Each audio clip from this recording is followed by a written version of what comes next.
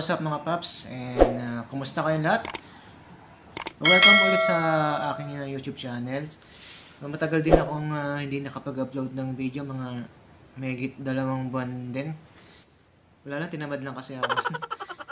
So, isa pa kasi wala. Yung mga accessories ko kasi na ginagamit ko sa aking pagbablog, naiiwan sa Pilipinas. Pero umorder na ako doon sa sa online shopping dito sa Hungary. Sa Pilipinas kung merong Lazada saka Shopee, dito sa Hungary merong Temu saka Shein. Nag-order ako ng nung action camera mount. Yung yung parang quintas lang siya. So kapag lalabas ako, doon ko ilalagay yung aking action camera para habang naglalakad ako is nagre-record siya. So siguro mga November 15 pa siguro ang dating nun. So, pasensya na kayo mga paps kung hindi ako nakapag-upload ng video ng ganong katagal. May lang. Nahihiya kasi ako maglabas-labas ng cellphone tapos nakatutok sa akin yung yung camera habang nasa labas ako naglalakad. When? Hindi nga! Kasi dito sa lugar na napuntahan namin, dito sa Matasalca, kami pa lang yung pinakaunang Pilipino na nakarating dito. So, parang yung mga local dito, parang naninibago na may ibang lahi na nandito. Hindi ko lang sure kung totoo. Pero kasi nagtanong-tanong kami, kasi kami sa ibang Hungarian dito. Sabi, kami pa lang daw yung Pilipino na nandito sa lugar nila. Okay mga paps, sa aking huling video na ginawa last September, na nabanggit ko doon na yung next video na gagawin natin is regarding na sa mga tips kung paano makapasa sa mga final interview. So, sa initial interview, hindi ako gagawa ng video para doon kasi hindi ako magdi-disclose ng mga kung ano yung ginagawa sa mga initial interview saka sa mga exam. So, bali ang video na gagawin natin ngayon ay regarding sa mga tips sa final interview. Bali, etong video na gagawin natin ay base lamang sa aking experience nung ako na yung sinasalang sa final interview. Yun na yung sa employers na. So, doon sa mga magtatanong kung ano yung agency ko, syempre ibibida ko. NYD International ang aking agency. Very accommodating yung mga staff doon. Doon sa mga gustong mag-apply, i-share ko yung link ng kanilang Facebook page, pati na rin yung kanilang location. So, gamit ang Google Map. Doon sa mga magtatanong kung paano makapunta sa lugar nila, siguro naman magsariling sikap naman kayo. Huwag naman pong itanong lahat sa akin. Ilalagay ko lang yung kanilang Google Map, yung pinaka-location para hindi kayo mahirapan na hanapin yung lugar. Okay, so start na tayo. So, nung time kasi na ako na yung isinasalang sa final interview, so, bali yun, virtual interview via Zoom. So, bali pagpasok ko ng kwarto, nandun yung laptop sa loob. So, syempre ako, kabado ako. Syempre, kahit sino naman siguro na isasalang sa ganong interview is kakabahan talaga. Lalo na sa katulad ko na first time na may interview ng isang foreign employer. Talagang, ewan ko ba, halo-halo na yung nararamdaman ko nun. Pero syempre, alang-alang sa pamilya, kailangan natin tanggalin yung kaba na nararamdaman ko nun. Yung para sa kanila yung ginagawa ko talaga. So, yun na nga. Pagpasok ko ng kwarto kung saan doon ako interviewin via Zoom. So, kailangan kasi kung halimbawa kayo na yung isasalang sa interview, bago kayo humarap sa employer, mapa face-to-face man yan or virtual interview, huwag niyong kakalimutan na ngumiti muna bago humarap sa kanila. Kasi mga Hungarian, gustong-gusto nila na lagi nakangiti yung kausap nila. So, yun na nung nakaharap na ako doon sa mag-i-interview sa akin. So, syempre tinanong muna nila ako kung ready na ba raw ako para sa interview. Siyempre, sabi ko, ready na ako siyempre kasi doon rin naman papunta yun. So, doon sa mga pwedeng itanong ng employer, so, puputulin ko muna yung aking naging experience sa interview na yun.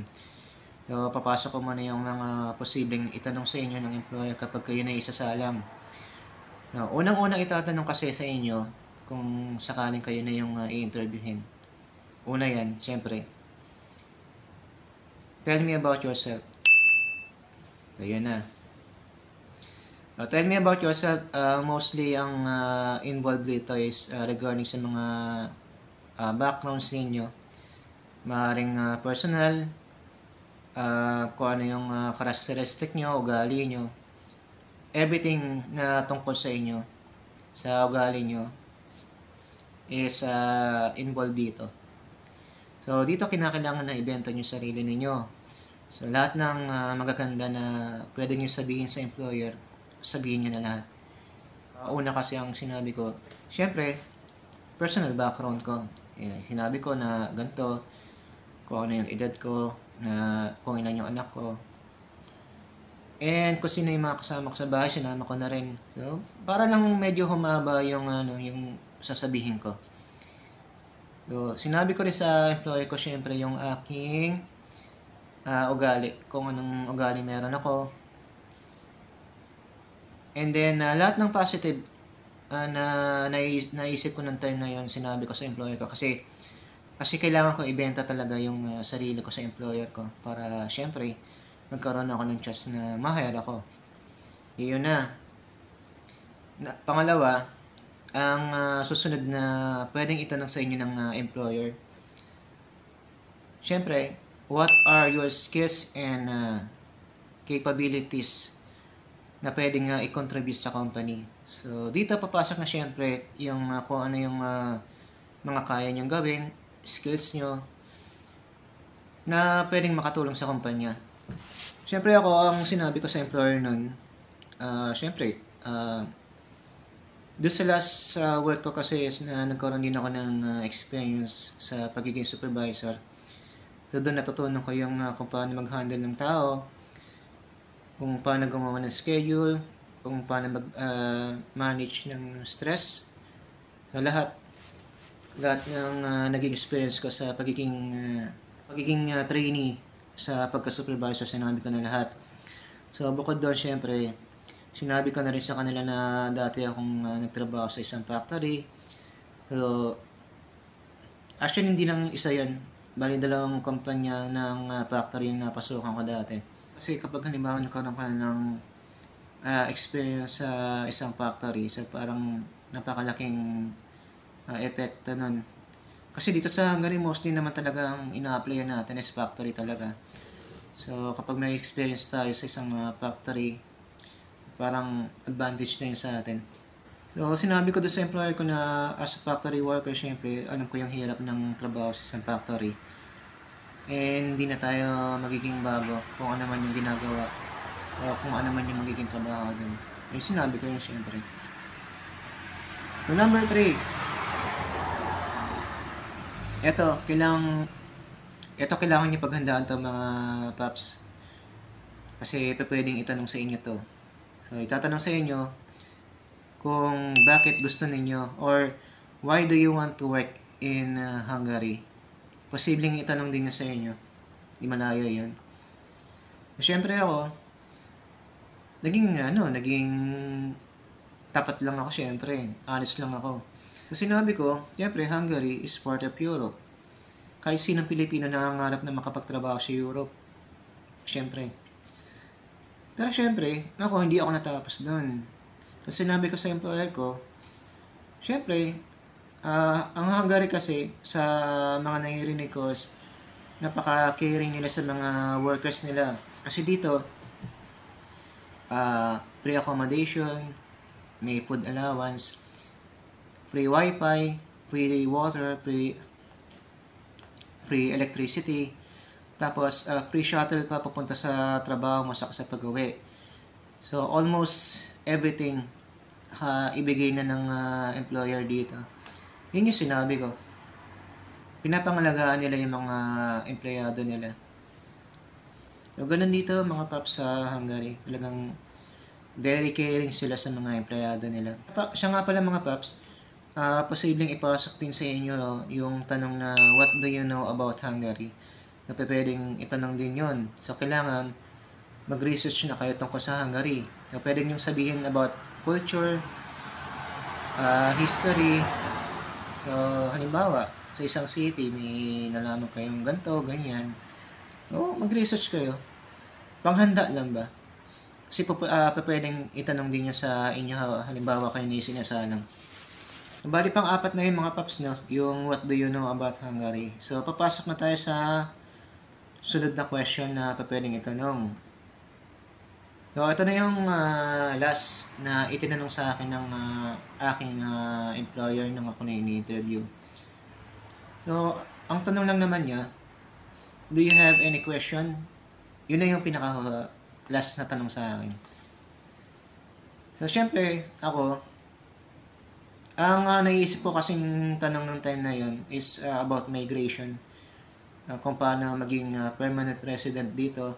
So, itinanong ko kung halimbawa, makakapagtrabaho ako dito 3 to 5 years. Kung meron na bang program si Hungary regarding sa migration ng mga Pilipino to permanent residents. Ang isinagot lang naman niya sa akin is hindi pa nila alam. Kasi sa ngayon, wala pang program si Hungary regarding sa migration ng Pilipino para maging permanent resident dito sa Hungary. So, yun lang naman yung sinagot niya sa akin. Pero, ang sabi niya, in the near future daw, siguro, maybe, baka magkaroon ng program si Hungary. So, posibleng magkaroon ng chance yung mga Pilipino na katulad ko na nandito na ngayon na maging permanent resident. So, yun din naman kasi ang pinapangarap ko sa ngayon. And since na nandito na ako ngayon, yun na yung parang pinaka-goal ko. Yung maging permanent resident dito. Hopefully, maybe after ng kontrata ko, sana ma-extend pa yung pag-stay ko dito as factory worker. So, siguro mga 5 years, sana lang. Makapag-grant na yung Hungary government sa mga Pilipino na katulad ko para sa permanent residency. So, yun mga paps. Yun yung mga tanong na pwedeng itanong sa inyo ng employer pagdating sa final interview. Pero, ang ginawa ko kasi, share ko lang sa inyo, nung ako na yung nasa interview kasi, so, ang tanong lang naman sa akin ng employer ko nun, tell me about yourself, your skills and capabilities that can contribute to the company. Ilan naman yung itinanong niya sa akin. Ako, ang ginawa ko, isang tanong, sinabi ko na lahat. Ayun na, pinagsama-sama ko na yun. Nakapag-research na kasi ako sa YouTube ng mga posibleng itatanong sa akin. So, yun na yun. Yung mga sinabi ko, yun yung nakuha ko sa research sa YouTube. Then after nun, gumawa ako ng parang script lang, pero hindi ko siya isinulat. Kumbaga parang sa sarili ko lang. Bali kasi ako hindi ko siya isinulat actually. Parang isinaulo ko lang yung pagkakasunod-sunod ng script na sasabihin ko sa employer. And yun naman, naging successful naman yung script na ginawa ko. Bali nagkaroon ng konting dagdag doon sa script na ginawa ko. And yung dagdag na yun is lumabas lang bigla sa bibig ko nung ini-interview na ako. So yun naman, sa awa ng Diyos, na nakapasa naman. So after 2 days nun, yun, nag-text sa akin si NYD na mag-download nga daw ako ng WhatsApp.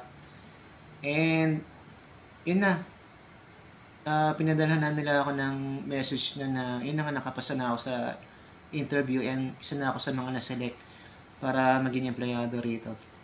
And by the way nga pala, sa mga magtatanong kung ano yung company ko rito, under po ako ng Hoya. Bali yung Hoya is factory po siya ng mga eyeglasses. Yung mga mamahaling eyeglasses. Sa amin dumadaan yan. And kami po yung batch 1 ng mga Filipino worker under Hoya. So magkakaroon po ng batch 2 ng mga Pilipino rito. Bali, ongoing na po yung kanilang recruitment process. And sa pagkakaalam ko last November 6, naganap na yung yung kanilang employees interview. Hindi ko lang alam kung meron na bang na-select yung employer namin dito para sa batch 2 ng mga Filipino worker.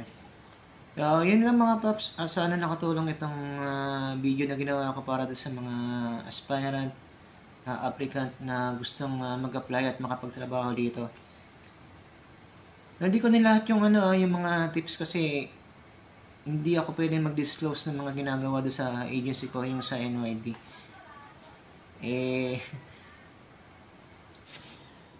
Mas maganda rin kasi na medyo may konting hirap din kayo mararanasan syempre. Para naman hindi naman unfair sa iba. Saka para at least magiging proud kayo sa sarili ninyo na, uy, nakapasa ako sa ganitong recruitment process. So at least, ramdam nyo na pinaghirapan nyo yung pag-apply na syempre na ginawa nyo. Okay mga paps, hanggang dito na lamang yung aking video. So sana nakatulong sa inyo, no? So sa muli, sa mga di pa nakasubscribe sa akin, baka naman, so click nyo lang, like, share, and subscribe. And paki-click na rin yung mga notification bell para updated kayo sa aking mga susunod na video. So, modern na kasi ako ng accessories para sa action cam. So, sa mga susunod na video natin, sa labas na tayo magbi-video. Nung mga nakaraan kasi, talagang hindi ako gumagawa ng vlog talaga kasi nahihiya akong maglabas-labas ng cellphone habang nasa labas ako. Yung tipo bang nakatapat sa akin yung cellphone, yung nakaganyan ba?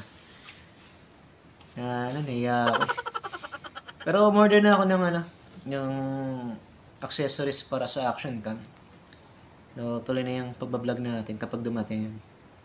So, pasensya na mga paps, medyo, hindi ako, medyo pautal-utal yung salita ko kasi medyo malamig ngayon dito. Nasa nasa 2 degrees Celsius ang temperature dito ngayon.